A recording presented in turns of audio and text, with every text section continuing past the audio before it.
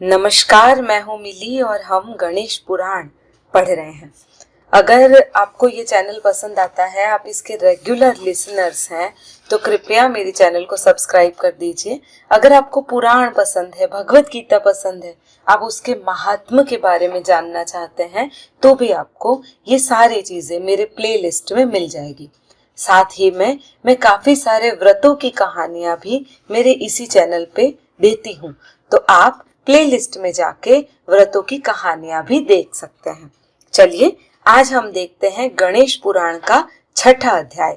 इसका नाम है राजा सोमकांत का भृगु मुनि के आश्रम में जाना।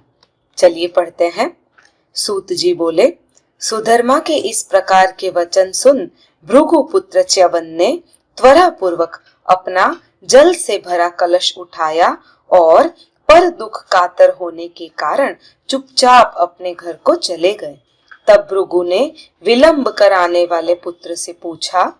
भृगु बोले, हे पुत्र, तुमने ऐसी क्या अपूर्व बात देख ली है जो चकित से दिखाई दे रहे हो? तुम्हें विलंब क्यों हो गया, यह मुझे बताओ।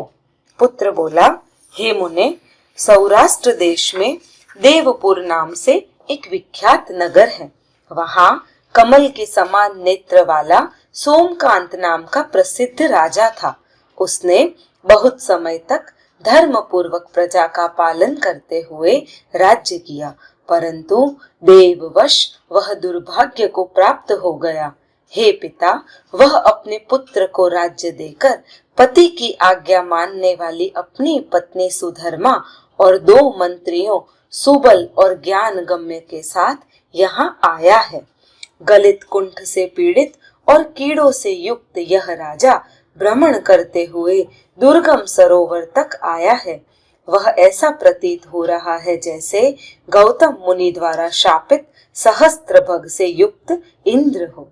कहाँ सुंदर अंगों वाली वह सुधर्मा और कहाँ उसका गलित कुंठ से पीड़ित पति। इसी वृतांत को उससे पूछने पर मेरा कुछ समय बीत गया था। उसके करुणापूर्ण वचनों से मेरा चित्त द्रवीभूत हो गया। तब मैं शीघ्र ही कलश भरकर चला आया। सूत जी बोले, इस प्रकार उस सुधर्मा ने जो कुछ भी कहा था वह सब उसने भृगु जी से कह दिया। उसे सुनकर पुत्र च्यवन से भृगु ने पुनः कहा। भृगु बोले, हे पुत्र, दूसरों का उपकार करने वाले लोग तो स्वयं संसार में विख्यात होते हैं।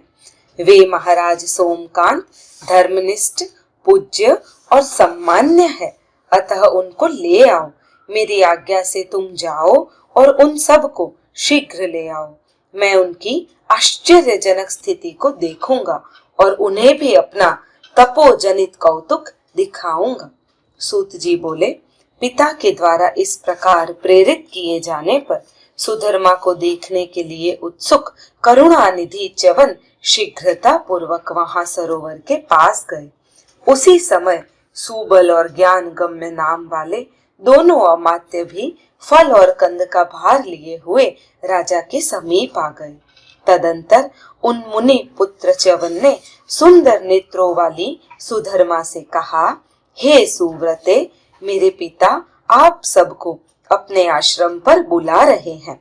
तब उन मुनि च्यवन का इस प्रकार का वचन सुन दुख से व्याकुल सुधर्मा वैसे ही सावधान हो गई मानो शरीर में प्राण आ गए हो। तब उसने वचनामृत का पान करके सुंदर अंगों वाली और शील संपन्न राजपत्नी सुधर्मा दोनों मंत्रियों और पति राजा सोमकांत के साथ मुनि पुत्र को आगे करके चली। उस समय मार्ग के मध्य में उसकी ऐसी शोभा हो रही थी जैसे बृहस्पति को आगे करके शिवा, गणेश और स्कंद सहित शिव के साथ जा रही हो। इस प्रकार वे वेद मंत्रों की उच्च स्वर से ध्वनित भृगु जी के आश्रम मंडल में पहुंच गई। वह आश्रम अनेक प्रकार की पुष्प लताओं से आच्छादित और अनेक प्रकार के पक्षियों के कलरव से निनांदित था। वहां बिवाल, बगुले, बाज, हाथी, गाय, मोर, सर्प, पक्षी, सिंह और व्याघ्र क्रीड़ा कर रहे थे। वहां न हवा तेज चलती थी, न ही सूर्य अधिक तपते थे और न बादल ही अधिक वर्षा करते थे, अपितु उन मुनि की इच्छा अनुसार ही वर्षा करते थे। ऐसे आश्रम में मुनि पुत्र को आगे करके उन सब ने प्रवेश किया। वहां उन्होंने व्याघ्र चर्म पर विराजमान उन सूर्य सदृश अद्भुत स्वरूप वाले तेजस्वी भृगु मुनि को देखा। तब राजा सोमकांत, उनकी पत्नी सुधर्मा और दोनों मंत्रियों ने हाथ जोड़कर उन्हें प्रणाम किया तथा राजा ने कहा, राजा बोले, हे द्विजेंद्र, आज मुझे ब्राह्मणों द्वारा दिए गए आशीष, मेरा धर्म और मेरी तपस्या भी सुफल होती दिखाई दे रही है। मैं आजन्म पवित्र हो गया हूँ और मेरे जननी जनक का भी जीवन सुजीवन हो चुका है।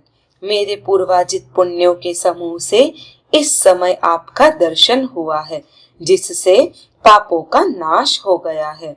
हे मुनिंद्र, इससे मेरा भविष्य भी कल्याणमय हो गया है। इस प्रकार आपका दर्शन तीनों कालों में मेरे जन्म को पवित्र बना रहा है। हे अमोघ दर्शन वाले मुनीन्द्र, मैं सौराष्ट्र देश में देवपुर नाम के नगर में नीति पूर्वक पापों से डरते हुए और ब्राह्मणों एवं देवताओं की पूजा करते हुए राज्य करता था।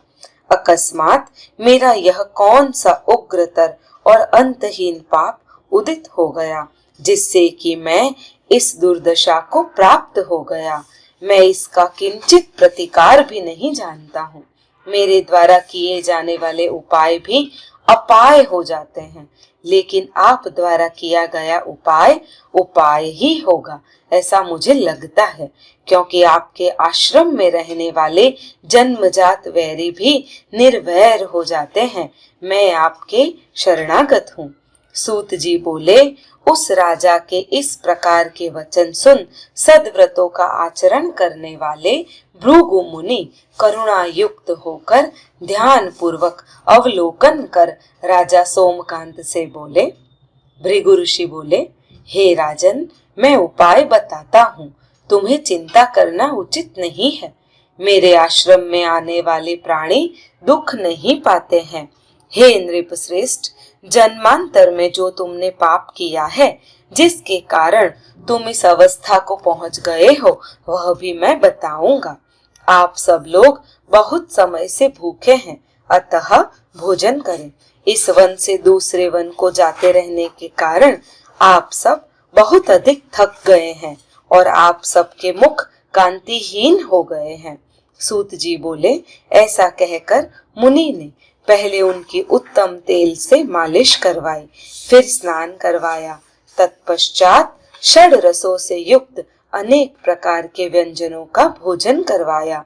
थके हुए उन लोगों ने भी अमित तेजस्वी मुनि श्रेष्ठ भृगु की आज्ञा पाकर सम्यक रूप से स्नानादि पूर्वक अलंकृत होकर भोजन किया।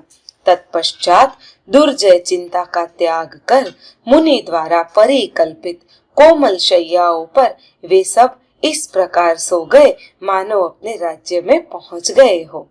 इस प्रकार श्री गणेश पुराण के अंतर्गत उपासना खंड में भृगु आश्रम गमन वर्णन नाम का 6ठा अध्याय पूर्ण हुआ। मित्रों, आपसे मेरी एक विनती है, अगर आपने ये वीडियो सुना है और पूरा सुना है तो कृपया कमेंट में जय श्री गणेश अवश्य लिखिएगा। धन्यवाद।